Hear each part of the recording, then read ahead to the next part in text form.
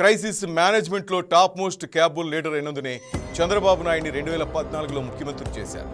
కానీ అన్నీ సర్దుకుని అసలు పని మొదలెట్టేటప్పటికి అపార్థాలతో ఆయన్ని ఓడించేశారు. పెద్ద ఆయన తప్పుకుంటే యంగ్టర్ జగన్ వచ్చారు. ఏమైనా చేస్తాడేమోనని ఎదురు చూసేలోపు వికెట్ తర్వాత వికెట్ పడేసుకుంటూ వచ్చారు. ఇక ఏపీలో ఉండలేవరా నాయనా అంటూ బిజినెస్ పర్సన్స్ మాత్రం మళ్ళీ హైదరాబాద్, బెంగళూరు వైపు అడుగులు వేశారు. రియల్ ఎస్టేట్ పడుకుంది. వ్యాపారం అయితే ఐసీయూలోకి వెళ్ళిపోయింది. చదువులు లేవు, ఉద్యోగాలు లేవు. జనమంతా మళ్ళీ దిక్కులు చూశారు. ఇక మరో 10 ఏళ్లు ఏమీ చేయలేరు అనుకున్నారు. మళ్ళీ ఎన్నికలు వచ్చినా చంద్రబాబు ఏం చేయాలన్నా మరో 10 ఏళ్లే అన్నారు.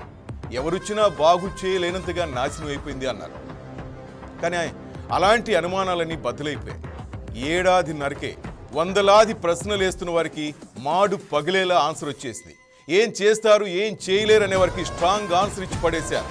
క్వాంటమ్ వాలీతో అమరావతి, ఇప్పుడు గూగుల్ డేటా సెంటర్తో విశాఖ, ఇక వరుస సిక్సర్లే అని సిగ్నల్ ఇచ్చేశారు.